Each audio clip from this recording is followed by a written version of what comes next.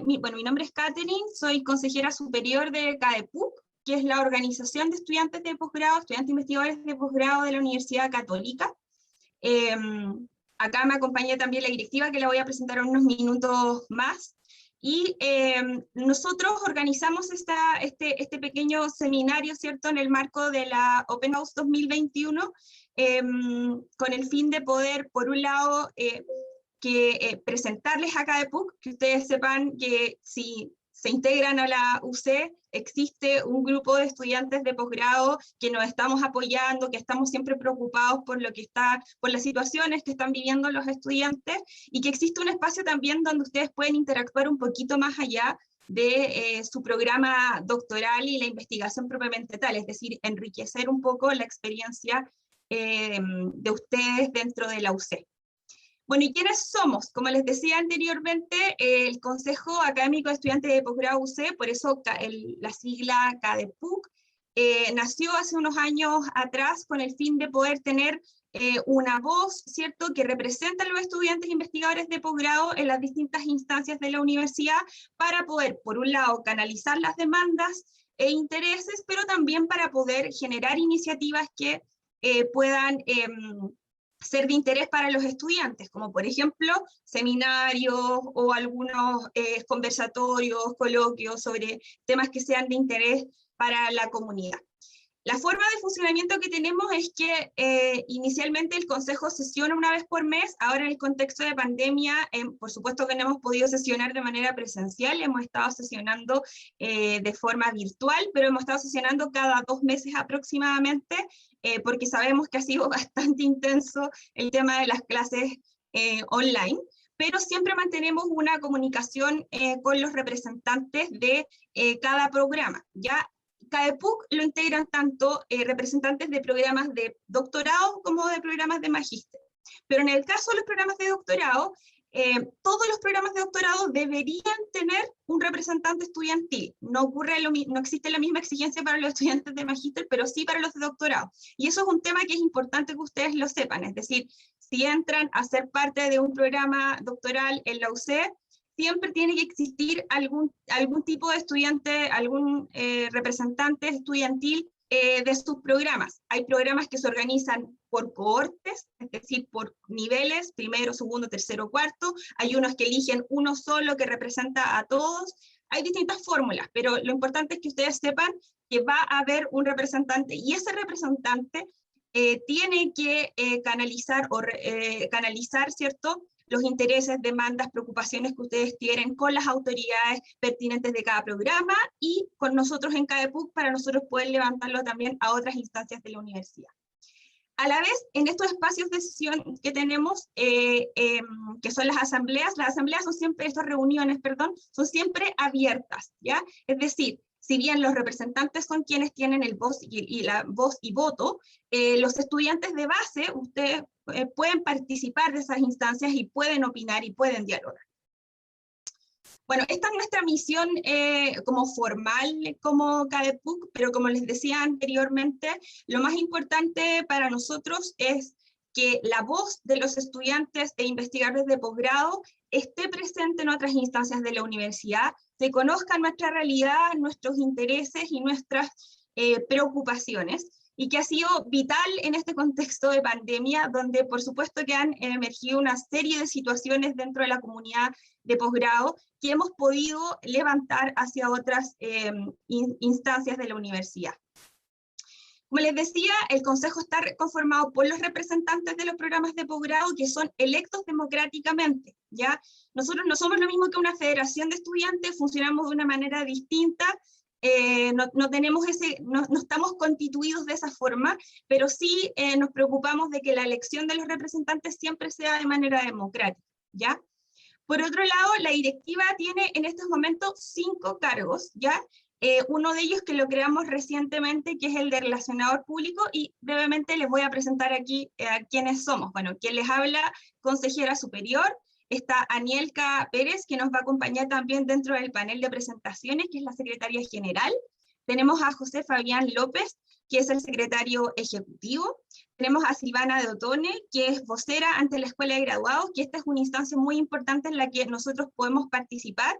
y donde justamente se revisan temas que tienen que ver especialmente con los programas de doctorado. Y tenemos a Alejandro Brizo, que es el relacionador público de CADEPUC, que es la persona que nos vincula con otras organizaciones nacionales de posgrado, como por ejemplo CEIP, del cual nosotros somos miembros, y que nos permite elevar demandas hacia niveles como más nacionales que compartimos con otros estudiantes. Por ejemplo, un tema que ahora estamos viendo muy en boga es el tema de la posibilidad de extensión de becas por pandemia de parte de la Agencia Nacional de Investigación. Ese tipo de demandas las canalizamos a través de estas organizaciones más nacionales, ¿ya? ¿Y cómo puedes participar si te integras a ser parte, como a ser estudiante de doctorado UC? Bueno, por un lado puedes ser representante de posgrado, todos podemos como voluntariamente ofrecernos a ser representantes de nuestros programas. Usualmente los programas eligen una vez al año al representante, así que si van a estar 4 años, tienen 4 oportunidades para poder ponerse a disposición. Por otro lado, también pueden participar de comisiones de trabajo, a lo mejor no tienen el tiempo o no pueden ser representantes, pero les puede interesar trabajar en una temática específica. Por ejemplo, está la comisión de estudiantes, madres y padres y cuidadores, quienes también se juntan y han organizado algunas iniciativas para poder relevar su situación. También está la Comisión de Estudiantes Internacionales, que ha tenido un rol fundamental en poder canalizar ciertas demandas o también generar iniciativas para atender a ciertas preocupaciones que tienen los estudiantes internacionales, como por ejemplo comprender cómo funciona el sistema de salud, ¿ya? Es súper diversa la cantidad de temas que podemos abordar, pero para que sepan que existen estas comisiones de trabajo donde ustedes pueden participar y complementar su experiencia siendo parte de los programas de doctorado de la UC. Y por último, pueden participar también de las sesiones de consejo abierta, las cuales nosotros siempre estamos publicitando en nuestras redes sociales. Y ahora dejo a Silvana, que nos va a presentar el espacio que vamos a estar compartiendo hoy con ustedes. Gracias. Muchas gracias, Katy, y gracias a quienes se han conectado, gracias también a la Escuela de Graduados por darnos este espacio. Queremos mostrarles un poco lo que están haciendo distintos compañeras, en este caso vamos a mostrar solamente compañeras, perdón, y un compañero de doctorado, en un tema que decidimos que creemos que es bastante relevante, por supuesto, tiene que ver con sustentabilidad, crisis climática. A través de este tema queremos mostrarles que en el fondo desde distintos programas nuestras compañeras y compañeros están aportando al desarrollo de la ciencia en el país. Además queremos comentarles que hoy es un día también muy importante para esta temática. Después Anielka les va a comentar algo sobre eso también. Y vamos a comenzar entonces con Anielka Pérez, precisamente, quien es del doctorado en Ciencias de la Comunicación, y nos va a presentar su tesis, su proyecto de tesis, que se titula Prácticas mediáticas de los colectivos de activistas climáticos juveniles chilenos en redes sociales, una aproximación a su incidencia en el debate público sobre el cambio climático. Luego vamos a dar paso a Pablo Holguín, que es del doctorado en Ciencias de la Agricultura, con su ponencia Adaptabilidad de 5 nuevas variedades de quinoa en ambientes de la zona centro-sur de Chile, y vamos a terminar con Natalia Opaso, que es del doctorado en Geografía, quien nos va a hablar sobre la influencia de la solubilidad del hierro en el CO2 de glacial. Entonces, damos paso a Anielka para que comparta su pantalla. Perdón, primero vamos a dar paso a Alejandro, que va a introducir la dinámica del espacio y enseguida comparten. Sí, les vamos a contar entonces de cómo va a ser la dinámica de la presentación. Les pedimos a los 3 expositores que el tiempo que tienen destinado para cada una de sus presentaciones es de 12 minutos alrededor. Si es que hay alguno que yo les voy a tratar de avisar cuando por el chat, si es que lo necesitan, que les quedan 5 minutos. Si no, y después vamos a pasar a una fase de bloque de preguntas y comentarios, donde la idea es que tanto la audiencia como los mismos expositores podamos dialogar en términos de esta temática que es súper importante, súper contingente, y como bien decía Silvana, es multidisciplinaria, la vamos a abordar de distintos enfoques, por lo tanto la idea es enriquecer esta discusión desde distintos puntos de vista. Así que sin más que agregar, entonces le pedimos a Anielka por favor que comparta su presentación.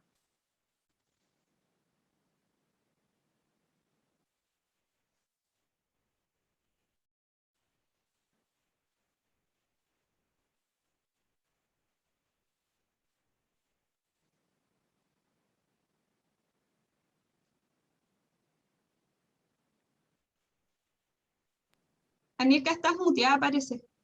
Ay, perdón, sí, me di cuenta y no, ya, ahora sí, ya, pero vuelvo a compartir. Tengo que regresar. Ya, ahora sí, ¿no? Sí, ahora sí. Ya, Si le puedes perfecto. poner, si le puedes poner el modo presentación. Sí.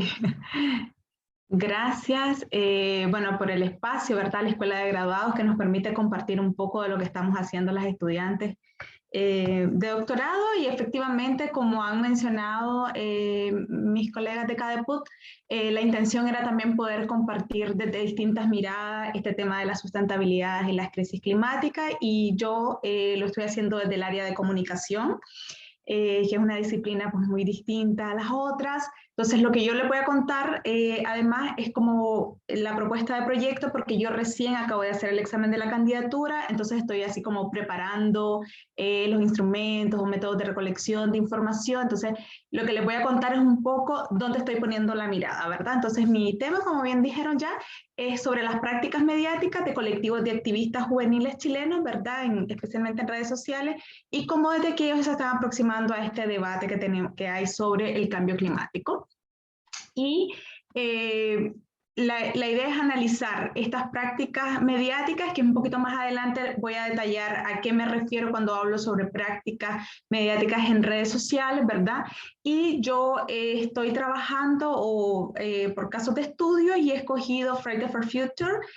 A nivel de Chile, el grupo de Tremendas, que si bien es un colectivo que está enfocado mucho en temas que tienen que ver con el género, la participación de las niñas, adolescentes y más jóvenes, también tiene un componente muy fuerte en lo que tiene que ver con temas de sustentabilidad y cambio climático.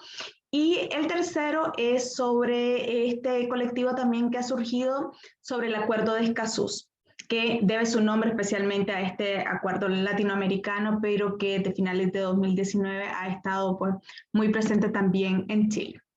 Bueno, yo parto de ver un poco como el contexto, ¿no? Sobre este tema del cambio climático y cómo los grupos especializados en la temática han indicado que es algo que nos está afectando a todos los sectores de la sociedad y hago referencia especialmente, por ejemplo, al último informe que acaba de presentar el IPCC, ¿verdad? Que nos da una señal de alerta de que urge que se tomen medidas, ¿verdad? Para las reducciones de emisiones de carbono y que además una serie de especialistas en estas áreas también han indicado que esto va a tener efectos tanto en los temas de la salud, la alimentación, los desplazamientos humanos y también eventos extremos, ¿no? Como inundaciones, sequía, las olas de calor, todo este tipo de hechos que con cada vez más frecuencia vamos viendo cómo aparecen en los medios de comunicación, ¿no? Hemos visto como en Australia, en Canadá, se van dando estos temas de inundaciones, entre otros lugares, y bueno, Santiago, Chile en general, ¿no? Que ahora también está con un fuerte problema de sequía. Y a partir de eso, ¿verdad? Me aproximo y veo también hacia Chile, ¿no? Que es identificado por el IPCC, que es este grupo intergubernamental de expertos en cambio climático, que identifica que el país tiene al menos 7 de los 9 criterios que lo convierten en vulnerable. Entre esos está que tiene muchas áreas de certificación, el tema de la sequía, pero además vemos como la sociedad también está reconociendo que esta es una problemática que nos afecta cada vez más. Y uno de estos datos en este sentido es compartirle, por ejemplo, que la encuesta de la Universidad Alberto Hurtado 2019, ¿no? Que al menos un 94% de la ciudadanía reconoce que es un problema que es real, que genera mucha preocupación o bastante preocupación, pero además es interesante ver que cuando a las personas se les pregunta ¿cómo consideran que esto puede estar afectando? ¿Cómo creen que esto es visto, ¿no? El tema del cambio climático por la niñez chilena, se reconoce que esto genera tristeza y también puede estar generando temor entre la niñez chilena, ¿no? Entonces, podemos ver cómo cada vez también se va haciendo como un tema muy palpable entre la sociedad, ¿verdad? Que está generando inquietudes y preocupaciones. En este sentido, hay una serie de movimientos que han surgido, ¿verdad? llevar estas demandas a las distintas áreas, especialmente a los tomadores de decisiones. Y, por ejemplo, algunos estudios nos indican que los jóvenes se sienten identificados con el tema de la crisis climática porque reconocen que son ellos quienes van a tener que vivir y gestionar, ¿no?, con estos riesgos asociados, y que además indica que les va a tocar como asumir las responsabilidades, ¿no?, de decisiones que no les competieron a ellos, ¿no?, que las decisiones que ahora se están tomando de alguna manera les van a afectar a ellos, y eso les ha motivado de alguna forma a impulsar sus demandas. Entonces, por ejemplo, en Chile en el 2019 se dieron algunas movilizaciones antes de octubre, ¿no?, con lo del estallido social. Tuvimos varias movilizaciones que estuvieron vinculadas con el cambio climático, con estas declaraciones o llamados a declarar una emergencia climática en el país. Y yo estoy viendo un poco de cómo ellos estaban usando o están usando actualmente también lo que tienen que ver las redes sociales, ¿no?, para ir creando cercanías, ir creando identidades, ¿verdad?, y ciertas comunidades colectivas para fortalecer sus colectivos o sus movimientos sociales alrededor de esta temática, y poder ir creando sus mensajes, plantear las demandas y crear una concientización sobre la crisis climática, ¿no? Y en este sentido estamos viendo de cómo los jóvenes están usando diferentes formatos para producir y difundir mensajes. Estos pueden ser desde pequeños videoclips que ellos usan para subir en historias, en Instagram, o la creación de ciertos hashtags especiales propiamente para actividades muy concretas. Por ejemplo, para hoy, que es la huelga global por el cambio climático, ¿verdad? Que ha sido un llamado global que se está haciendo en distintos países. Desde la mañana ya podíamos ver cómo se están viendo algunas movilizaciones en algunos países europeos. Ya más tarde hay varias convocatorias en Latinoamérica que se están movilizando, y en el caso de Chile, varias de las marchas están programadas especialmente para la tarde. Y lo interesante que de alguna forma tienen también estos colectivos es cómo ellos van fortaleciéndose en sus propios territorios, ¿verdad?, para ir creando actividades en paralelo, como ellos también van sumando, más allá de este espacio de crear o de convocar a marchas y manifestaciones por esta demanda de crisis climática, es también la posibilidad de que van además generando espacios de reflexión sobre lo que significa o lo que ellos sienten que puede significar, ¿no?, el cambio climático para las actuales y futuras generaciones. Entonces, en el caso de Santiago, por ejemplo, han convocado a partir de las 5 de la tarde, pero desde inicios de la semana tenían una serie de actividades en paralelo que forman parte como de estas prácticas de comunicación o estas formas de organización, ¿no?, para comunicar sus mensajes, que está vinculado, por ejemplo, a preparar lienzos, carteles. Entonces ahí lo interesante es ver qué es lo que ellos están comunicando, cuál es el mensaje que están construyendo en el marco de esta crisis que se ha reconocido como global, ¿no? Bueno, aquí yo mi trabajo lo enmarco también un poco desde cómo se estaba movilizando esto a nivel global desde finales de 2018, 2019, y si bien Greta Thunberg ha sido como un personaje clave en todo este proceso, de hecho pues se le ha reconocido como una de las impulsoras, ¿no?, del movimiento, y Fridays for Future en especial se reconoce también como uno de los movimientos más que empezaron pues a impulsar estas huelgas escolares por el cambio climático, huelgas que comenzaron especialmente haciéndose los viernes, comenzaron especialmente en Suecia, ¿verdad?, con Greta y otra serie de jóvenes que se fueron sumando, y luego esto se fue desarrollando en otros países, llegando también a países de Latinoamérica, donde los jóvenes se fueron organizando, ¿no? Y en este sentido vemos también cómo los más jóvenes fueron asumiendo realmente un protagonismo importante en esta lucha por lo que se denomina también la justicia climática, ¿no? Y las redes sociales pues han sido en realidad un promotor, ¿no?, un espacio clave para ellos, para diseminar sus mensajes, sus acciones, y poder llegar también a otros jóvenes.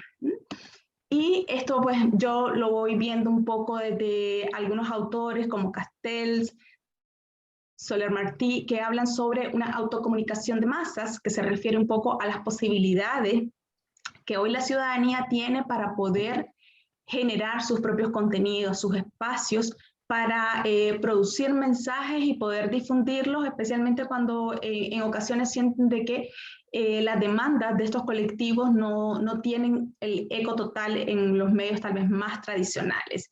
Y por el otro lado, sí, es ver esta interdependencia online-offline, que se refiere, por ejemplo, al hecho de que cuando nosotros estamos hablando o construyendo, digamos, colectivos en espacios más digitales, no significa que el espacio de las presencialidades reste importancia, sino que lo que estamos haciendo aquí nos sirve para reforzar luego lo que queremos hacer en la calle. Es decir, en el espacio virtual podemos organizarnos, podemos difundir información, pero todo esto luego ayuda un poco a fortalecer lo que se quiere hacer luego en los espacios más presenciales. En el caso, digamos, de estos colectivos y grupos, en realidad los espacios virtuales en el 2020, por ejemplo, con el tema de la pandemia, fueron súper claves. Algunos estudios como los de Reyes Carrasco destacan, ¿no?, de que la movilización virtuales les ayudó a mantener vivos estos colectivos, ¿no?, que es algo que eran, porque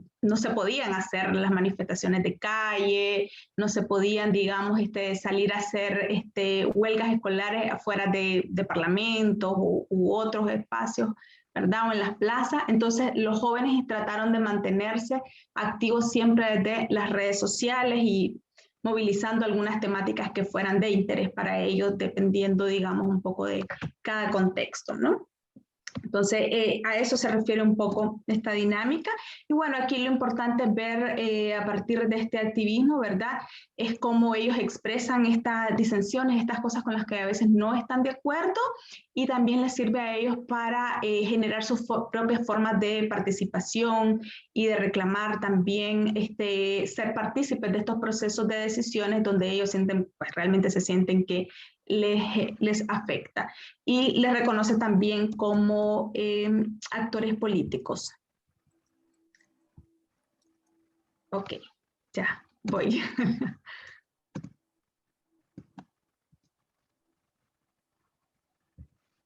Ya.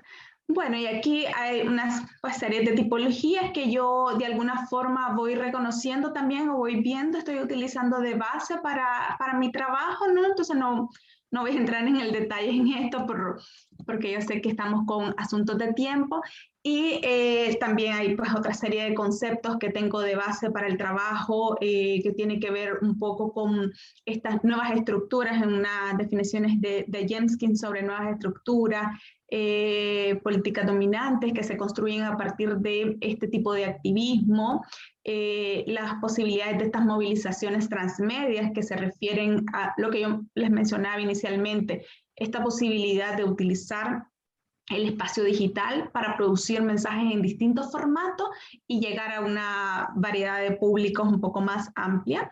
La imaginación cívica, que pues, en realidad me parece muy interesante la perspectiva también de comprender cómo los jóvenes están, digamos, tratando de entender y representarnos pues, el mundo o de alguna forma la sociedad que ellos quisieran construir, ¿no? Y estas políticas participativas y pues un aprendizaje mucho más conectado, ¿no? Bueno, no voy a entrar mucho en detalle en esto, pero como por definir, cuando hablaba de prácticas mediáticas, que lo utilizo de base sobre las definiciones de Mattoni y Treré, se refieren, ¿no?, a una serie de actividades que están articuladas entre ciertos grupos, que pueden ser más colectivos o movimientos sociales, y que ellos utilizan o construyen tanto para comunicación de forma interna para ellos como grupos en sus procesos de organización, pero también las formas externas de cómo ellos quieren llegar a sus públicos metas, a sus audiencias, y cuál es el mensaje que están queriendo construir en este proceso, ¿no?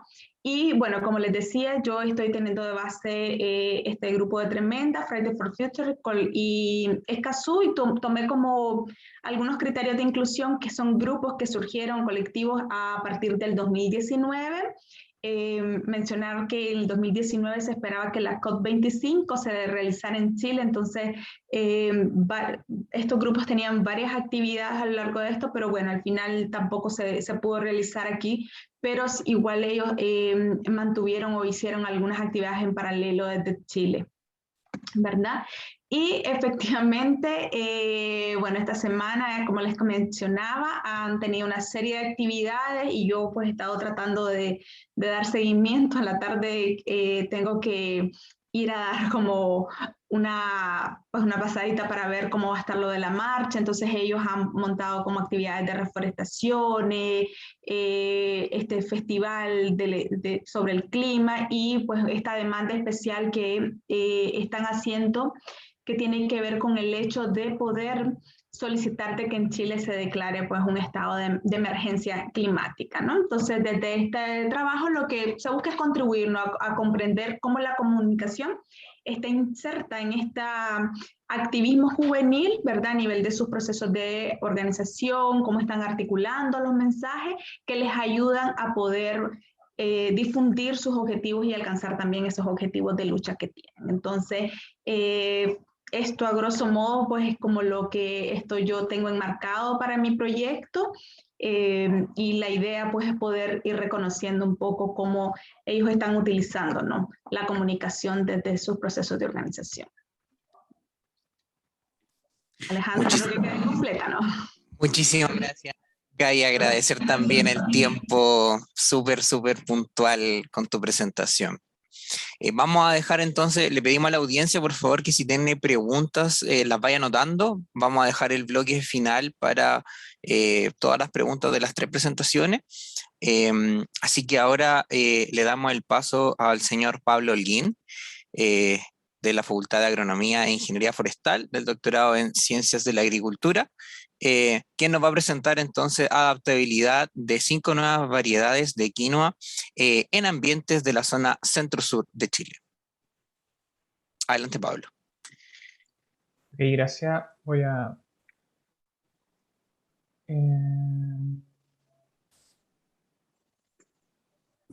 que no, justo ahora no me aparece el botón posible para ampliar la presentación porque tengo lo de... Quizás en la parte de arriba, donde está arriba, en la barra, ¿Sí? aparece, no, más arriba, ahí está el signo de presentación. Perfecto. Ahí. Sí, gracias. Un animal de costumbre, ya siempre. Ok. Bueno, muchas gracias por este tiempo para poder contarle un poco sobre mi tesis. Yo soy estudiante de segundo año del programa de doctorado de Ciencias de la Agricultura, que pertenece a la Facultad de Agronomía e Ingeniería Forestal, a un cronómetro. Ok. El tema de quinoa es principalmente que es sido un cultivo bien interesante para mí, lo vengo trabajando desde el pregrado, y lo estoy llevando ahora lo trabajé también en el magíster, es la trilogía de la quinoa y ya para un trabajo de doctoral. Primero quisiera hacerle una pregunta a todos y a todas, es ¿qué es lo primero que se les viene a la mente cuando escuchan hablar de quinoa? ¿Es un plato de comida? ¿Es tema ambiental? ¿Está el tema cultural? Incluso me falta acá el tema industrial o de subproductos, por ejemplo, el tema de los cosméticos, que ha sido uno de los nuevos nichos que ha ingresado el grano de quinoa.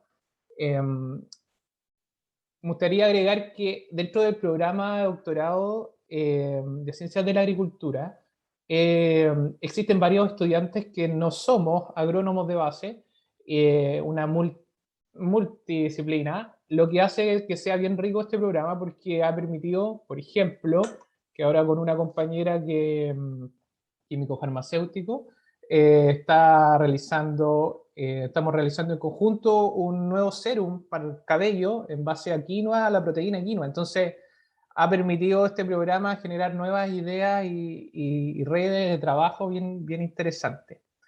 Bueno, el tema de la quinoa, para contarle un poco del contexto histórico, la quinoa ha estado presente, o estuvo presente en todo Chile, en Latinoamérica en general, desde antes de la llegada de los españoles a este territorio.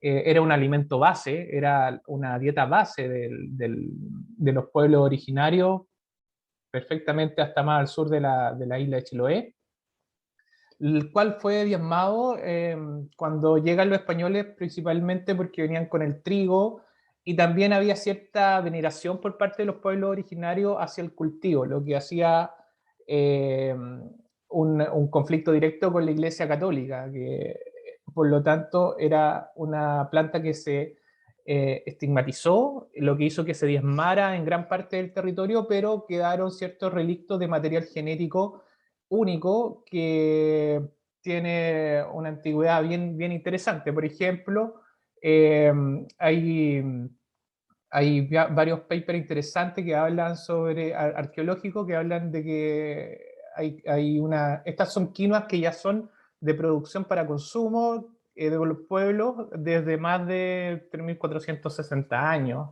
antes del presente. Entonces, estamos hablando de un cultivo que era súper importante para mantener la dieta de nuestros pueblos originarios.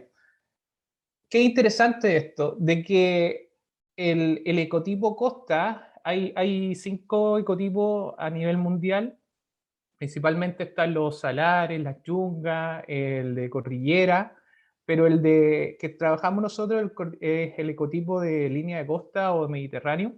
Eso ha sido bien interesante porque cuando empieza a generarse un boom de la quinoa a nivel mundial, este boom comienza principalmente cuando la NASA declara a la quinoa como uno de los cultivos importantes para la continuidad humana a futuro, principalmente porque la quinoa tiene todos los aminoácidos esenciales que requiere el ser humano. Esto quiere decir que una dieta 100% vegetariana, por ejemplo, que a veces tienen que tener alguna proteína extra, unos suplementos, con el grano de quinoa suple toda esta necesidad. Entonces, esto ha llevado que se comience principalmente por Estados Unidos y Europa un aumento del consumo, y lo que hace que tome nuevamente el valor la producción de quinoa en Latinoamérica, principalmente por Perú y Bolivia, que son los principales productores a nivel mundial.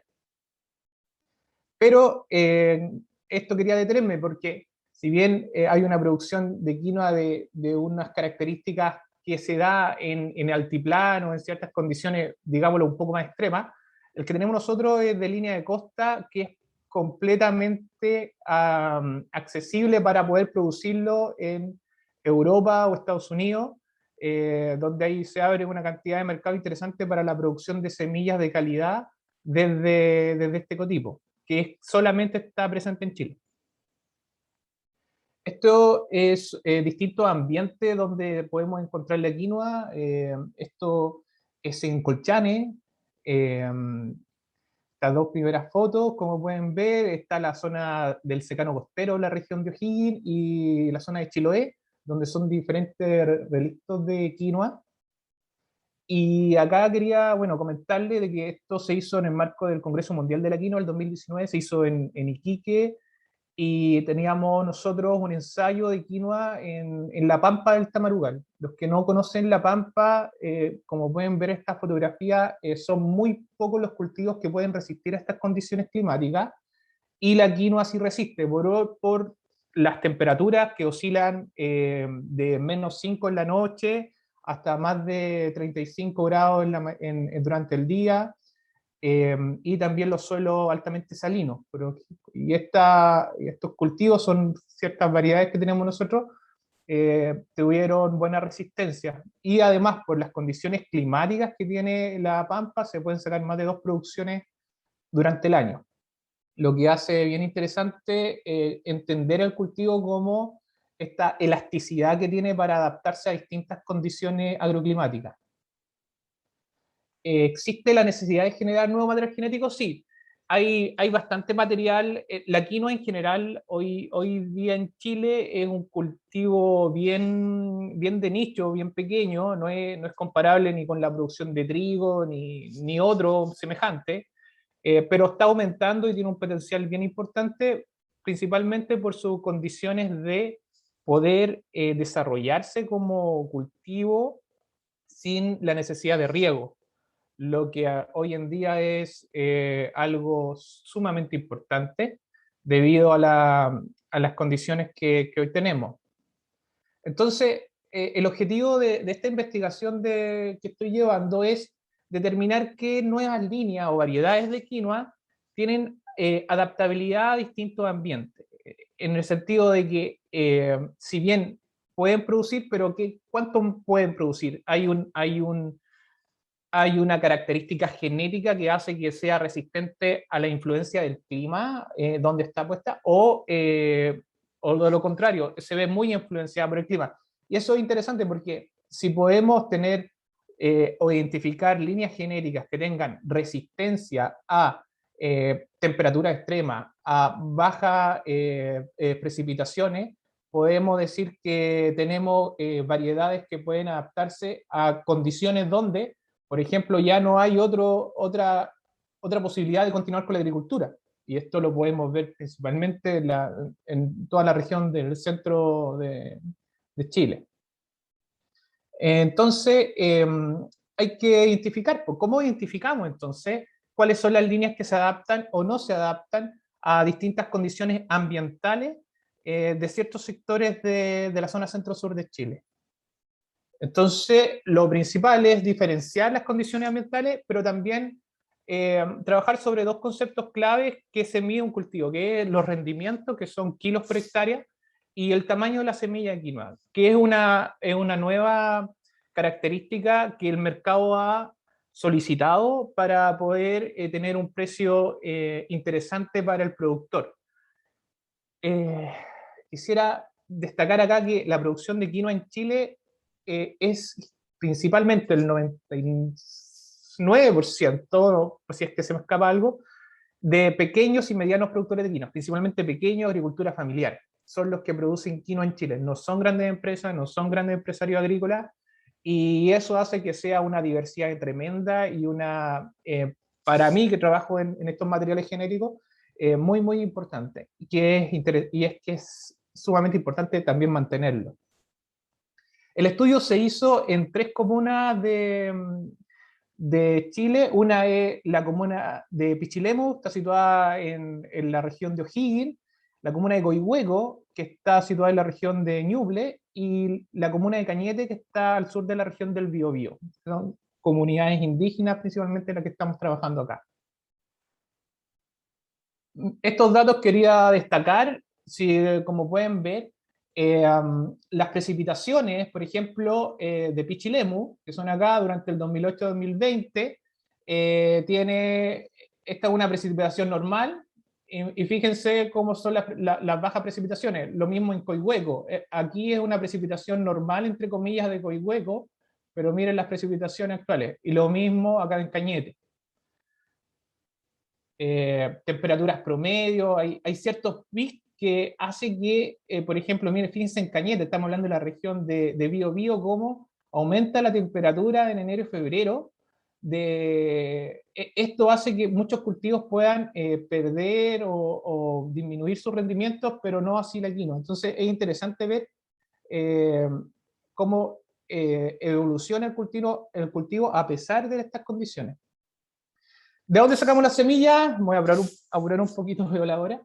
¿De dónde las sacamos? Tenemos un banco de germoplasma, el laboratorio que pertenezco, que es de Quinoalab. Hay más de 220 accesiones de semillas que han sido recolectadas en distintas campañas territoriales con agricultores que han donado semillas, y hemos ido trabajando, depurando, pesando y analizando, y desde ahí generamos 4 líneas genéticas que ya las habíamos trabajado antes, pero ahora los vamos a trabajar en distintos ambientes, como dije anteriormente.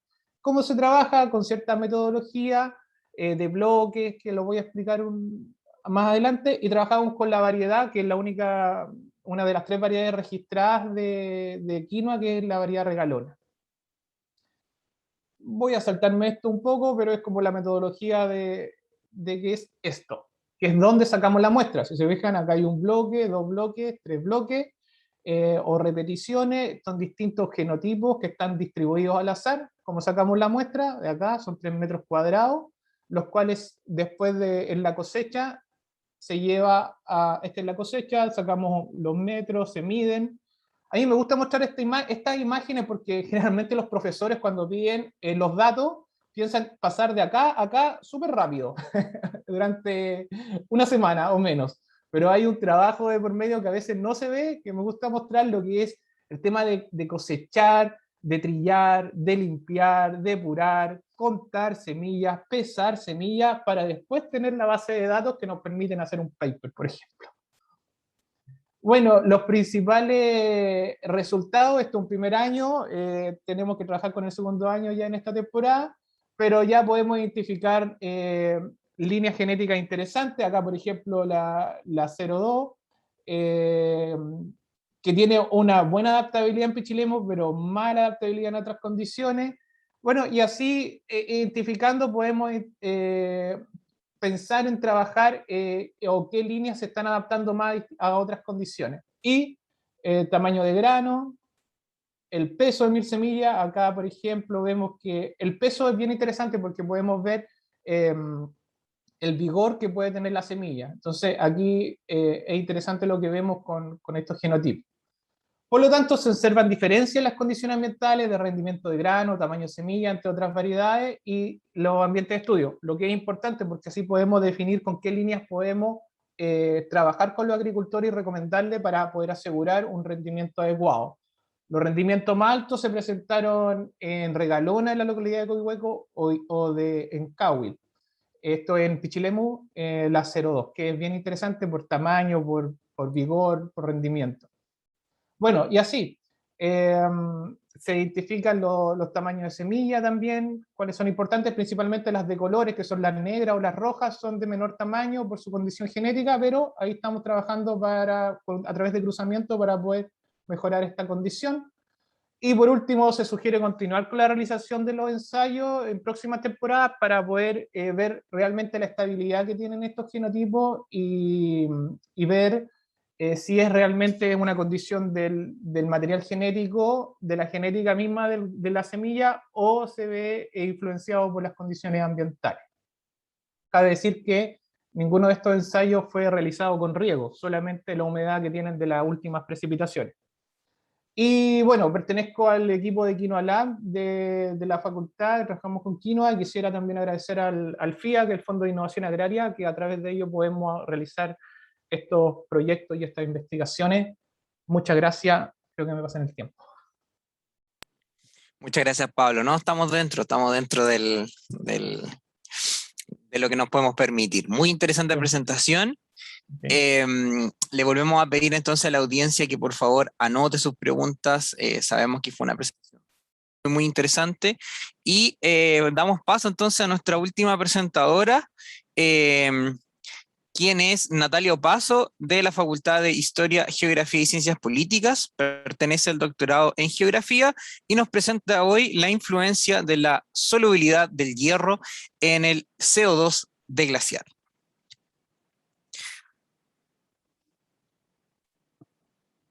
¿Natalia? Sí, perdón, me había muteado. Ok, voy a compartir de nuevo. Ok, ¿se ve?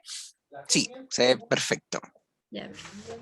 Ok, bueno, buenas tardes ya a todas y todos, y muchas gracias a Capeduc por la invitación a presentar hoy día.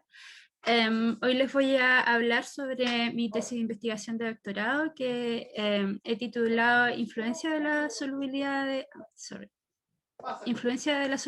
hierro en el CO2 de glaciar. Bueno, este trabajo de investigación está bajo un contexto de paleoclima, que es el estudio del clima del pasado, y es básicamente porque en la búsqueda, a una solución al cambio climático es más fácil estudiar el pasado, porque hoy en día, digamos que el efecto antropogénico y la variabilidad natural se encuentran completamente relacionadas. Entonces, encontrar el origen, por ejemplo, del CO2, que es uno de los principales gases de efecto invernadero, diferenciar el origen antropogénico de lo natural es muy complejo. Entonces es más fácil si nos vamos al pasado donde no existía este efecto. Dicho esto, en la imagen que tengo acá, les muestro los últimos 800.000 años de ciertas variables meteorológicas, como lo son la temperatura del aire, la concentración de CO2 y el polvo. Y lo primero que salta a la vista, ¿verdad?, es una relación que más o menos tenemos interiorizada, que es la relación entre la temperatura del aire y la concentración de CO2, porque cuando hay más gases de efecto invernadero, ¿verdad?, la temperatura ambiente aumenta y viceversa. Sin embargo, podemos ver también que existe una relación entre la concentración de CO2 atmosférica y el polvo. No obstante, no tenemos tan interiorizado esta relación, y además es contrario, o sea que cuando hay más polvo tenemos menos concentraciones de CO2, como muestra la imagen, y cuando hay menos polvo tenemos más concentraciones de CO2. Entonces, la pregunta que salta a la vista es ¿cuál es el rol que desempeña el polvo en este contexto? Y otra cosa importante que nos muestra esta gráfica, que es obtenida a partir de testigos de hielo tomados en la Antártica y Groenlandia, como muestra esta imagen, es que básicamente podemos ver que las concentraciones de CO2 de forma natural, antes de que comenzara el periodo preindustrial, variaban entre 180 y 280 ppm. Sin embargo, la Organización Meteorológica Mundial, en noviembre del año pasado, ya mostraba que las concentraciones de CO2 estaban alrededor de los 410 ppm. Entonces podemos ver que, para más o menos pensar en esto, es que en menos de 300 años hemos casi que doblado la concentración atmosférica, atmosférica de CO2 que se daba en forma natural. Y otra cosa importante de este gráfico es que, bueno, presenta mi periodo de estudio en este trabajo de investigación, que vendría siendo el último máximo glacial, que es el pic del último periodo frío que tuvimos, que ocurrió alrededor de 21.000 años atrás. Y otro periodo de estudio que trabajo es el comienzo del Holoceno, que es un periodo cálido y que se ocurrió alrededor de 11.000 años atrás. ¿Por qué tomo estos periodos que que son distintos en términos de temperatura? Bueno, porque también son distintos en términos de concentración de CO2 y en concentraciones de polvo. Y entonces podemos, de forma natural, en condiciones distintas, ver qué mecanismos regulan el CO2 y cómo interactúan bajo distintas condiciones. Entonces, bueno, quise mostrar algo importante igual que me gustaría destacar en esta presentación, es el rol que tienen los océanos en la regulación del cambio climático. Y es porque normalmente asociamos que la biosfera, ¿verdad? Los bosques, como son la Amazonía, etcétera, tienen un rol muy importante con la captación de carbono. Sin embargo, este gráfico mostrado por el IPCC nos presenta que en realidad son los océanos uno de los principales reservorios de carbono. Y de hecho, el océano almacena carbono más de 50 veces que lo que puede almacenar la atmósfera y más de 20 veces de lo que puede almacenar toda la biosfera terrestre. Entonces los océanos no solamente son una víctima del cambio climático, sino que podrían ser la clave para combatirlo. Y bueno, esta noticia que muestra acá al lado, la quise mostrar porque básicamente hace muchos años atrás, alrededor de 60 años atrás, unos científicos se dieron cuenta, estudiando los océanos del sur, se dieron cuenta de que cuando habían tormentas de polvo que ocurrían en África o la Patagonia chilena, o sea, perdón, en la Patagonia chilena o en el desierto de Atacama, algo de ese polvo al parecer llegaba a los océanos del sur y ocurrían floraciones espontáneas de fitoplancton. Y el fitoplancton está asociado, ¿verdad?, a la fotosíntesis y por lo tanto a la captación de CO2. Entonces podría existir una relación entre el polvo, los océanos y la captura de CO2. A partir de esto, entonces, muchos científicos e ingenieros hoy en día han postulado combatir el cambio climático a través de liberar hierro en los océanos. Pero entonces, ¿qué es el hierro? ¿Qué relación tiene con el océano? ¿Y qué vínculo tienen estas variables con la concentración de CO2 y con el cambio climático? Bueno, para entender esto, primero tenemos que saber que el hierro es un elemento químico, como ya todos deben tener claro, y que el polvo, de hecho, bueno, el hierro es un elemento químico, pero está, digamos, el cuarto elemento más recurrente en la corteza terrestre, es decir, básicamente todo y todos estamos compuestos de hierro. Sin embargo, en la superficie oceánica, las concentraciones de hierro son muy bajas.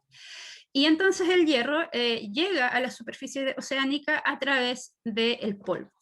Cuando hay, como dije anteriormente, tormentas de polvo, ya sea en África o en el desierto de Atacama o en la Patagonia, Chile, en Argentina, o en Estados Unidos, etc., este polvo, si el viento, digamos, es suficientemente fuerte, puede arrastrar partículas de polvo que hay en la superficie terrestre, y si estas partículas son pequeñitas y la intensidad del viento es muy fuerte, entonces pueden viajar grandes distancias hasta eventualmente llegar a la superficie oceánica global. ¿Qué pasa cuando este polvo, representado por estas nubes cafecitas acá, llega al océano? Bueno, el polvo está compuesto por muchos macro y micronutrientes, entre estos el hierro. Y como dije, el hierro tiene baja concentración en la superficie del océano y es esencial para la formación de materia orgánica. Pero la materia orgánica no solamente necesita hierro, sino que necesita otro macronutriente como es el carbono, el oxígeno, el nitrógeno, etc. Entonces, en presencia de hierro, lo que ocurre es que se forma rápidamente fitoplancton porque se completa, digamos, toda la ecuación. Y al formarse fitoplancton estamos extrayendo este CO2 que había, este carbono, este CO2 que había en la superficie del océano, y entonces, como no puede quedar un vacío, la atmósfera reemplaza ese CO2, llevando ese CO2 desde la atmósfera hacia el océano. Entonces, esta es una forma en la cual el océano captura CO2. Pero además, este fitoplancton que se forma eventualmente va a liberar residuos o se puede morir, y entonces va a liberar materia orgánica, partículas de materia orgánica a la columna de agua. Y estas partículas obviamente están conformadas por carbono. Y estas partículas pueden tomar dos rutas. Una es que pueden ser descompuestas por bacterias en su camino hacia el fondo oceánico, descompuesta y por mezcla vertical volver a la superficie oceánica para formar nueva materia orgánica. O por otro lado, pueden seguir viajando por la columna de agua hasta alcanzar el fondo oceánico y de esta manera mantenerse en las profundidades del océano este carbono por cientos a miles de años. Sin embargo, a veces, y en algunas zonas geográficas del océano, ocurre la circulación oceánica, devuelve este océano a la superficie, este carbono a la superficie del océano, y por lo tanto eventualmente puede escaparse algo de este carbono a la atmósfera. Por esto es que a este proceso se le llama la bomba biológica. Ahora, este trabajo entonces se basa en el efecto que tiene la bomba biológica en la concentración de carbono. Y si bien sabemos que en todo el océano ocurre este proceso, existen ciertas zonas particularmente sensibles, conocidas como zonas con alto contenido de nutrientes y baja concentración de clorofila, que son mostradas en esta imagen, como son el Atlántico Norte, el Pacífico Central y los océanos del sur. Entonces, bueno, voy a saltarme esta parte que es como la metodología, pero básicamente lo que hacemos en este trabajo es utilizar un modelo llamado Cigini, el cual forzamos, es decir, alimentamos con campos de polvo correspondientes al Holoceno y correspondientes al último máximo glacial. Y también los alimentamos con campos de solubilidad de hierro, que la solubilidad de hierro es básicamente de la carga de polvo que llega al océano, cierta cantidad de ese polvo es hierro, y cierta cantidad de ese hierro va a ser disuelto por el océano y por lo tanto utilizado por la biología que habita el océano. No todo el hierro que llega al océano es utilizado porque de hecho es un elemento muy insoluble, por lo tanto los organismos no pueden fácilmente capturar.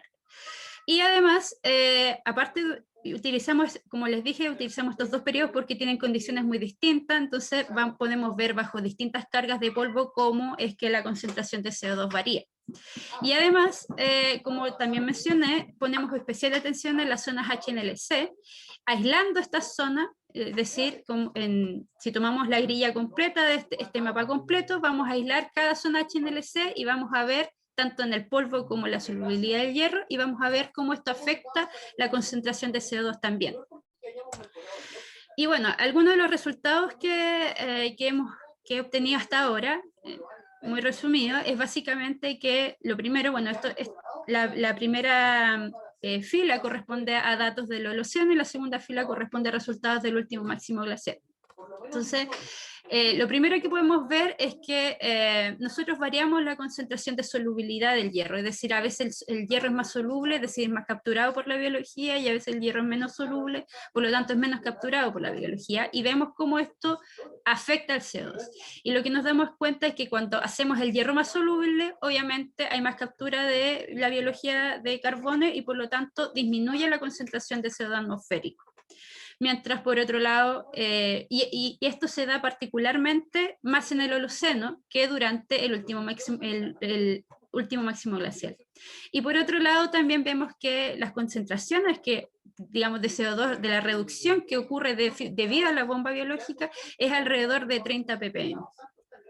Por otro lado, también podemos ver que en términos regionales, desde la zona HMLC, zonas muy sensibles que responden rápidamente a la variación de la solubilidad son el Pacífico Central y el Pacífico Norte, a pesar de que son cuencas muy pequeñitas en comparación con los océanos del sur, pero son muy sensibles. Y finalmente, bueno, que debido a la gran amplitud que tienen los océanos del sur, también estas son las zonas que más capturan CO2, pero solamente es porque son más grandes. Y bueno, eso, muchas gracias. Espero no haberme pasado mucho en el tiempo. Gracias, Natalia, no, está súper bien en el tiempo. Agradecer la presentación, yo estaba anotando unas preguntas que estaba muy interesante la charla.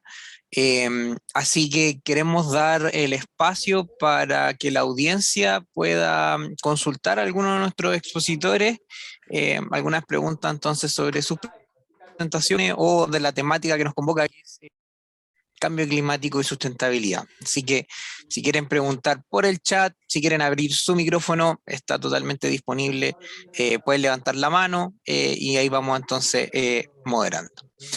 Muchas gracias. Constanza, adelante. Respecto de la última presentación, bueno, claramente como mencionaste, no solamente es hierro, pero por lo mismo no afecta, porque esto también viene con fósforo, nitrógeno y otros componentes. Quizás si se hiciera eso de solo agregar hierro, también afectaría de una forma distinta, porque esos organismos no solamente necesitan hierro para poder proliferar. Eso, perdón. Sí. Entonces, no sé, quizás también afectaría de una forma distinta como el tipo de organismos que crecerían en vez, y eso también afectaría a un cambio, o sea, afectaría este equilibrio ecológico que hay también.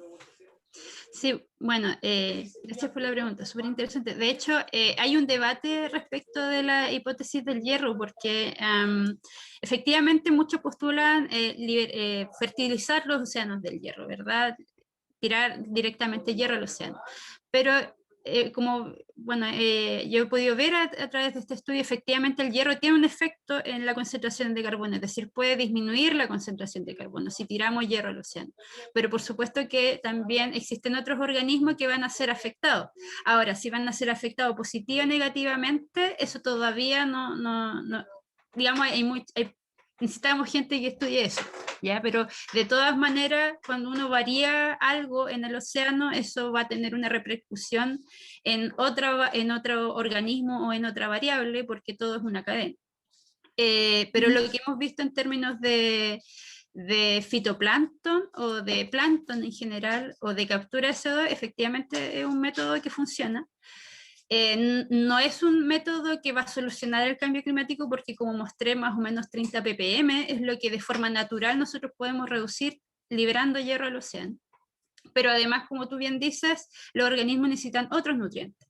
Lo que pasa es que el hierro es particularmente importante porque el océano tiene mucho de los otros nutrientes, pero no tiene hierro. Claro. Entonces, como no tiene hierro, a pesar de que tiene mucho carbono, tiene mucho fósforo, tiene mucho nitrógeno, no se puede formar fitoplancton. Entonces, cuando ponemos muy poquito hierro, basta con poner unos gramos de hierro al océano, ya tú vas a empezar a ver un cambio. Pero esa es otra contraparte. Quizás no es necesario fertilizar con tanta cantidad, sino que basta con solamente una cantidad y en algunos parches del océano, particularmente en la zona HNLC, que son más sensibles. Eso sería, digamos, zonas donde sería más inteligente ir y fertilizar que en el resto del océano. No sé si respondo. Sí, respondió. Muchas gracias. De nada. Alejandro, no sé. Pero aparece la forma de... Alejandro, estás muteado. Rayos. Muchas gracias entonces a Constanza y por la pregunta y a Natalia por su muy buena respuesta. Tenemos dos preguntas en el chat que son para la primera presentadora, que es Anielka. Dice, ¿podrían explicarnos cuáles son las formas de disidencia en jóvenes hoy en el contexto de crisis climática? ¿La comunicación en redes sociales tiene el potencial de desafiar la estructura de poder político o económico a favor de opciones de desarrollo más sustentable? Excelente pregunta. Ok. Ok, voy con eso. Bueno, en principio comentar, ¿verdad? Recalcar que, bueno, yo en este momento no les estaba dando, no les estoy dando todavía como resultado de la investigación, pero sí, efectivamente, digamos, el hecho de la forma en cómo se están organizando, el cómo han planificado eventos sistemáticos como los viernes de huelgas por el clima y este impulso que tienen con estas declaraciones de emergencia climática que en otros países se ha logrado concretar, que todavía en Chile eso no digamos, no ha llegado a puerto, por decirlo de alguna manera, pero son como parte de estas iniciativas.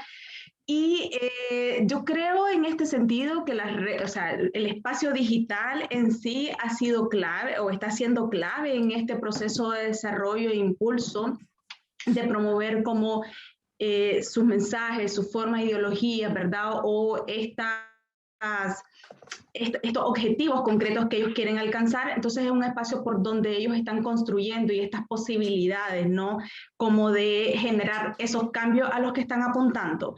No sé, Alejandro, perdón, si comento sobre, en relación a la otra pregunta, aunque en realidad cuando hablé sobre lo de las emociones de los niños hacía referencia a un estudio que hizo en una encuesta sobre la Alberto Hurtado, pero hay otros también trabajos de académicos que se han hecho tanto en Chile como en otros países que hablan un poco sobre cómo cuando se habla sobre cambio climático esto puede generar un poquito de angustia o tristeza entre los niños. Hay algunos trabajos incluso en Chile que ven sobre la adolescencia también cómo el tema sobre más medioambiental también promueve ciertas acciones proambientales, es decir, gente que se compromete también con temas como la reforestación, gente que se compromete también como hacer cambios en sus formas de vida alimenticia, veganismo, vegetarianismo, o sea, hay una variedad ahí también de elementos que confluyen en este proceso. Muchas gracias, Anielka. Para el resto de la audiencia, estaba respondiendo a una segunda pregunta que le hicieron por el chat, que es ¿cuáles son las principales ideas o emociones de niños, niñas y adolescentes sobre el cambio climático? Que era algo que ella abordó en su presentación.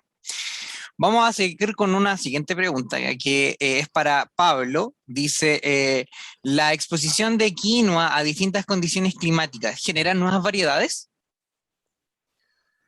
Gracias por la pregunta. Voy a responderlo a través de una experiencia que tuvimos en campo. Esto fue en Tirúa, con una comunidad mapuche que estábamos trabajando, que ellos estaban talando, sacando un bosque de pino, que era una restitución de tierra. Y no sé si todos saben, pero el pino genera mucha acidez en el suelo, lo que hace muy complicado una producción agrícola después de un cultivo forestal de pino. Y bueno, lo habían sacado hace un par de meses y quisimos hacer una parcela de mejoramiento y ver las condiciones en que si tenían cierta adaptabilidad a algunos materiales genéticos que nosotros teníamos. Resulta que no salió de todas las líneas que pusimos, salieron, me acuerdo, como 5 plantas. Pero esas 5 plantas empezamos a trabajarlas y nos dimos cuenta que tenían una resistencia a la acidez de los suelos.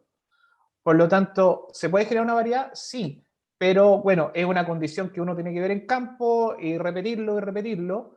Y alrededor de, por ejemplo, 7 años se puede generar una variedad. Pero ¿cuál es la clave? De que se puede generar una variedad si, por ejemplo, como dije recién, las vimos en terreno que ninguna resistió a esta tremenda acidez de los suelos, menos otro cultivo, pero sí 3 o 4 plantas. Esas 3 o 4 plantas ya las estamos reproduciendo para poder científicamente avalar que tiene una resistencia a la acidez de los suelos, lo que permitiría, por ejemplo, en zonas donde la agricultura se está perdiendo por esta condición, podamos tener una variedad que tenga resistencia a esta condición.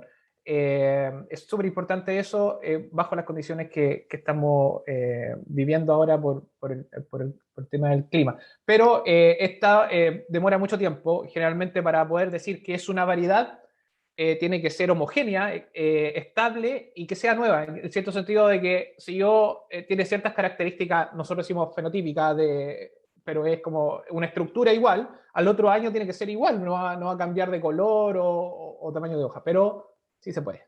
Ese. Súper, muchas gracias, Pablo. Súper clarita tu respuesta. Pasamos entonces a las siguientes preguntas que van para Natalia. Están en el chat, Natalia, porque son varias, así que las vamos a nombrar igual las tres y tú las vas respondiendo en el orden que gustes. ¿Qué es el máximo glacial? ¿Qué actividades humanas generan más CO2 actualmente? Y finalmente, ¿se ha hecho comparaciones de niveles de dióxido de carbono actuales con los niveles de épocas cálidas anteriores a la revolución industrial? Ok, ya. Bueno, voy a partir con la primera, que era el máximo glacial, ¿no? Ya. Bueno, el último máximo glacial, bueno, como mostraba en la gráfica, en la primera gráfica, han existido varios periodos cálidos y periodos fríos a lo largo de la historia de la Tierra. ¿Ya? Más o menos cada periodo duraba 100.000 años. Y el último máximo glacial es el último, digamos, el máximo del último periodo frío que hubo antes de que empezaran a aumentar las temperaturas. Ese es el último máximo glacial. Duró aproximadamente 100 años, dentro de esos 100.000 años de periodo frío, y tuvo su pic alrededor de los 21.000 años atrás. Ese es el último máximo glacial, porque es el máximo, digamos, el máximo de frío en el último periodo frío. Por eso le llaman de esa manera. La otra pregunta era, ¿qué actividades humanas generan más CO2 actualmente?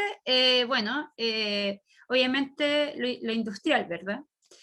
Pero también en la actualidad la ganadería, la deforestación, tienen un gran impacto, digamos, en la concentración de CO2. De hecho, bueno, a salvo China, que todavía está pegado en lo industrial, el resto del mundo contamina mucho a través de la ganadería. Así que sí, eso. Se han hecho comparaciones de niveles de dióxido de carbono actuales con los niveles de época cálida anterior. Sí, de hecho, bueno, no hablé mucho de eso, no me da el tiempo, pero bueno, ¿cómo es que nosotros comparamos los niveles de dióxido de carbono actuales con los niveles de dióxido de carbono pasado? Mostré en la presentación, a ver si puedo compartir, mostré una imagen muy chiquitita, que es esta de acá, que es donde se muestra básicamente cómo nosotros obtenemos los datos y por lo tanto nos permite comparar esto. Que es, dado que trabajamos, bueno, el pasado depende a qué tan atrás tú quieras ir, la única forma de obtener datos del pasado es a través de testigos de hielo o de sedimento. Si quieres ir muy atrás en el pasado, lo más efectivo son los testigos de hielo.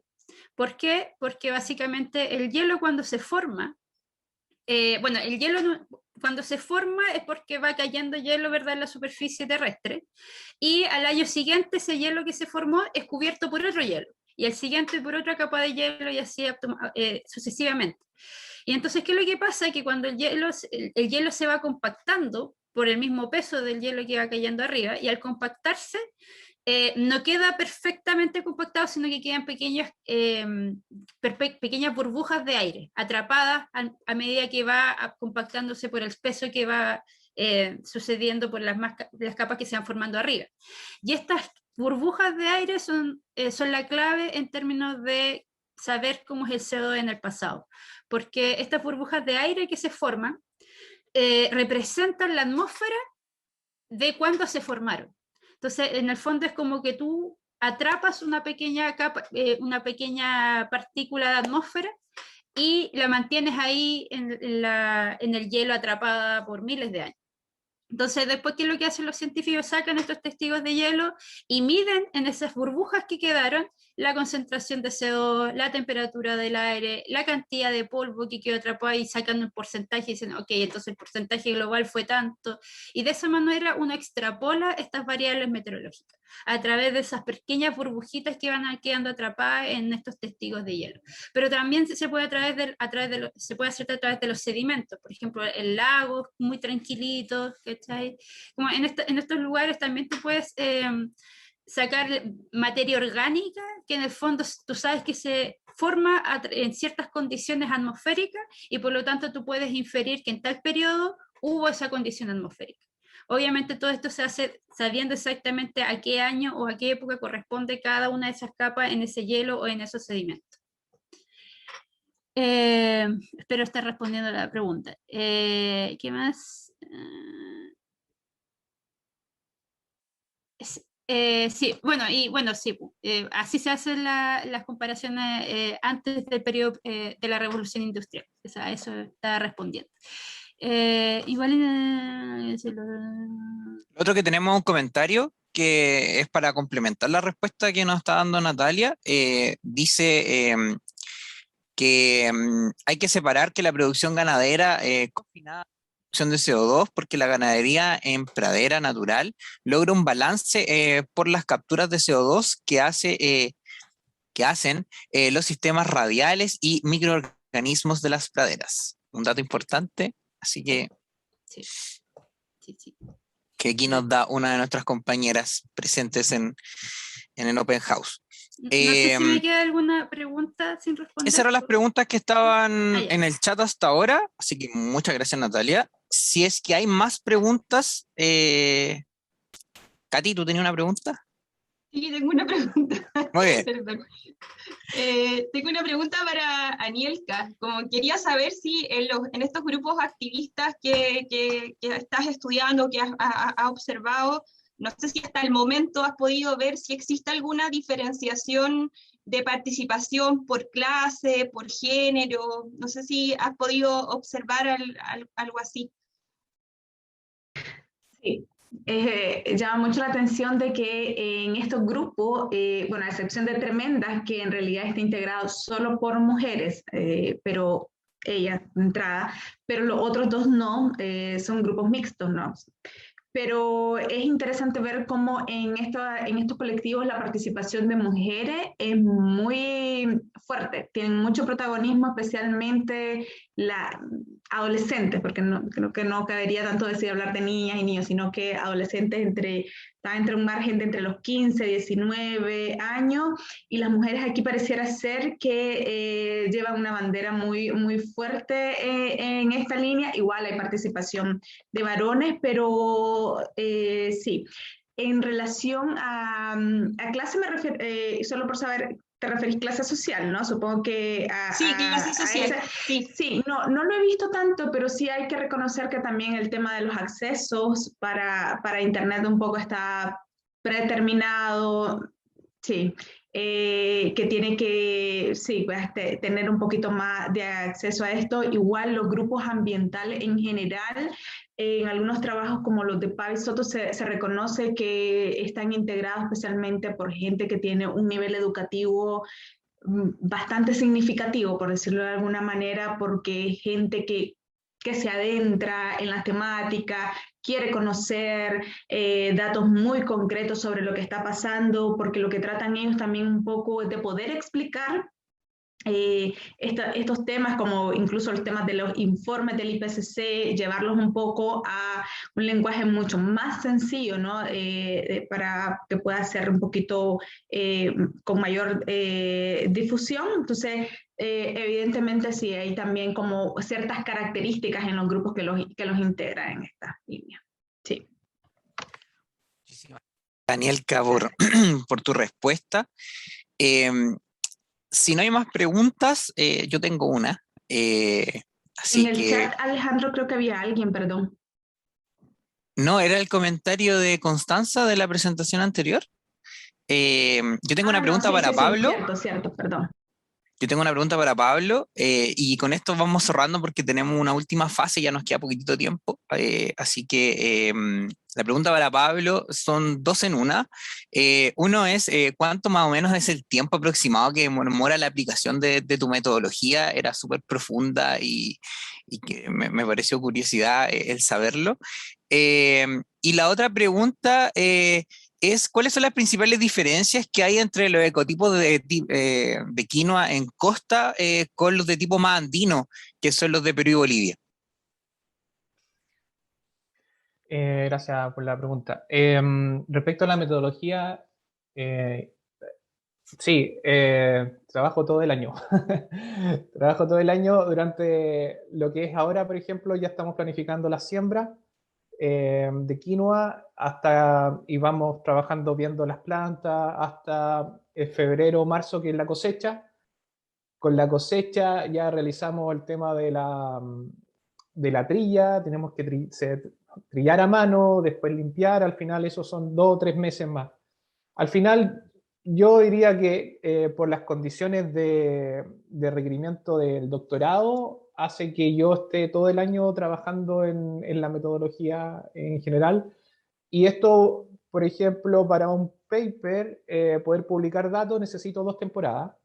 Ya tengo las 2 temporadas, pero no he tabulado la segunda temporada. Entonces, así voy para poder concretar. Pero para generar una variedad, como dije, eso es un trabajo un poco más amplio, de 5 años o 7 años, pero ya el material genético que nosotros tenemos material genético que está bien avanzado, en el sentido de que es más puro genéticamente. Y eso hace que podamos tener cierta seguridad de que lo que vamos a sembrar sea lo mismo que vamos a cosechar. Bueno, eso en cuanto a mi metodología de trabajo, pero se puede hacer menos, pero por las condiciones de doctorado lo estoy haciendo todo el año. Respecto a la diferencia, es muy interesante esto porque mucha gente que consume quinoa va al supermercado y dice, oh, mira, este grano que viene de Perú, Bolivia, es un grano más grande, blanco, gigante. Pero ese porcentaje de proteína que tiene el grano está alrededor del 6 o al 7%. Si ustedes compran quinoa, por ejemplo, en el secano de la región de O'Higgins, Pichilemu, Paredones, no sé si ubican por ahí, esa quinoa está marcando alrededor de 20% de proteína. O sea, más del doble. Y otra cosa interesante, y eso se da por las condiciones de suelo, principalmente los suelos de la zona andina no son suelos muy ricos en nutrientes, lo que hace que el grano, si bien por su condición climática y genética hace que sea más grande, pero el aporte proteico a la dieta es mucho más bajo que si ustedes consumen quinoa de la zona central o más al sur del país. Entonces, por eso es clave eso. Y lo otro importante es que y esto que no salga de acá, por favor, que hay muchas, las principales producciones de Perú y Bolivia que son en el sentido que se cuida el protocolo de trazabilidad, de sanidad, no vienen a Chile, llegan a Estados Unidos, llegan a Europa, para allá se exporta. Y mucha de la quinoa que está llegando a Chile son quinoas que es por descarte, generalmente una producción que no tiene una trazabilidad muy segura. Entonces, por eso hay que tener un poco de ojo el origen de las quinoas que uno está consumiendo. Eso yo le pondría un poco más de cuidado, pero principalmente el tema proteico hace que sea muy diferente las quinoas del ecotipo de mar que las ecotipos andinos. Así que si quieren consumir quinoa, consuman quinoa chilena. Por tema proteico, científicamente está comprobado. Eso. Y lo otro, los que consumen a veces quinoa inflada, no sé si lo han visto como pipoca, no piensen que le va a aportar nutricionalmente, porque la condición de generar esta expansión del grano hace que pierda el aporte nutricional que hace. Y más encima le echan azúcar a veces para que se vea dulce. Si consúmanla porque les gusta, ya está bien, pero no piensen que la van a consumir y están generando un aporte nutricional a su dieta. Eso quería agregarlo. Y que la última información que es importante, porque como la quinoa es nueva, mucha gente no conoce mucho, pero la quinoa no es un cereal. Para que no digan que es un cereal, no es un cereal, es una Chenopodium, que es una amarantácea es más cercana a otro tipo de especies como la espinaca, por ejemplo, o más que un grano de trigo o de maíz. Eso. Muchísimas gracias, Pablo. Yo creo que con esto voy a ir la próxima vez ir al supermercado, voy a tener mucho más ojo con qué es lo que estoy consumiendo. Okay. Y yo pensaba que era un cereal, era de los convencidos de que era un cereal, así que me voy con este nuevo aprendizaje. Bueno, nos quedan 5 minutos. Me gustaría a los 3 presentadores hacerle una última pregunta y que puedan responder cada uno en no más de 1 minuto. ¿Cómo ustedes creen que sus investigaciones puedan aportar, por ejemplo, a políticas de sustentabilidad o a políticas de cambio climático?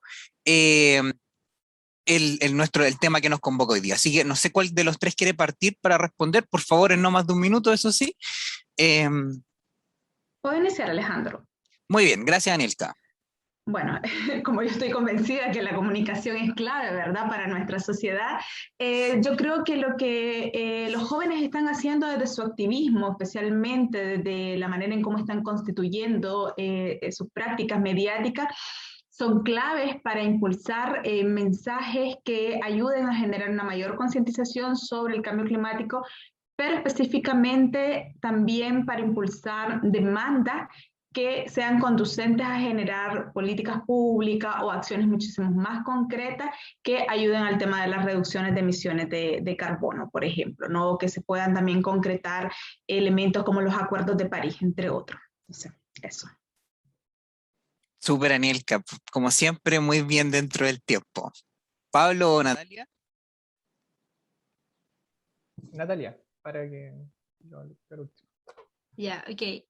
Bueno, yo creo que mi investigación aporta desde mostrar, presentar una alternativa, ¿verdad?, a combatir el cambio climático, porque es algo que nos aqueja hoy en día y si bien, como dije, este método no va a solucionar por completo el problema actual, sobre todo si vamos aumentando todavía más las concentraciones de CO2, sí muestra una alternativa para reducir algo de este efecto.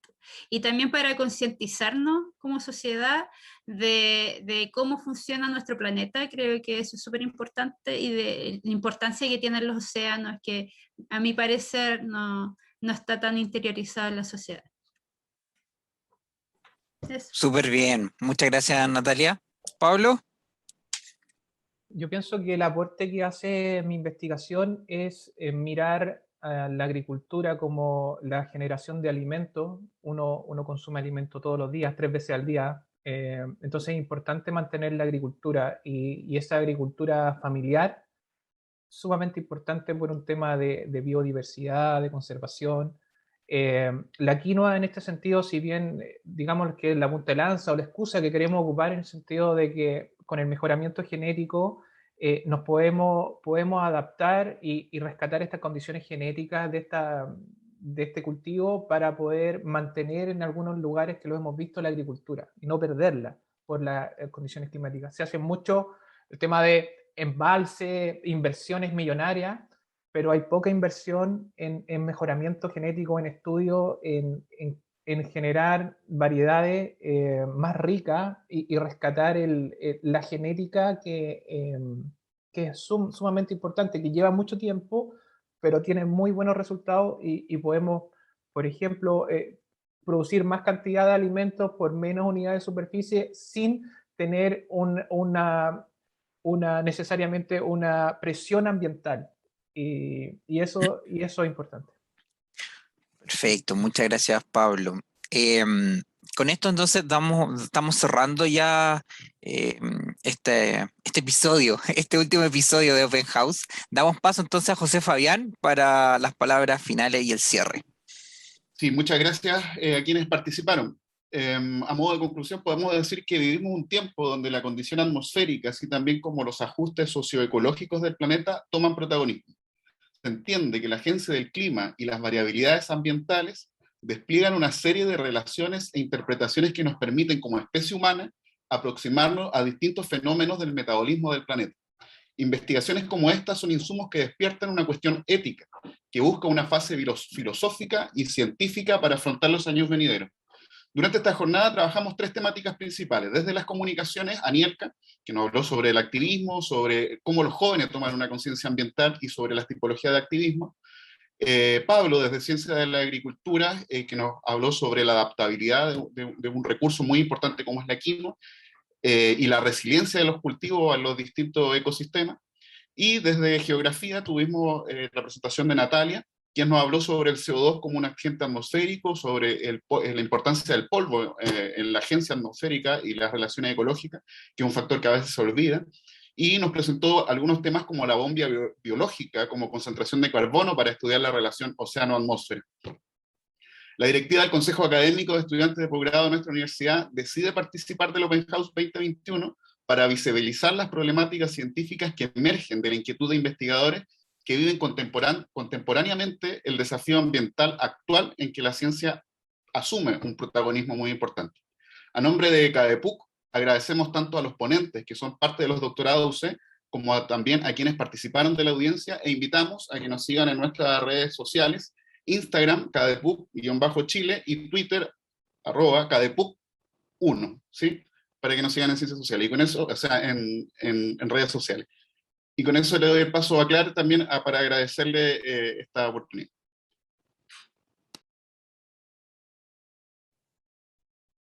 No, muchísimas gracias a ustedes, muchísimas gracias a CADEPUC, pero también a los expositores. Yo creo que fue una instancia muy interesante y no hay mejor manera, yo creo, de cerrar este evento esta semana con esta instancia.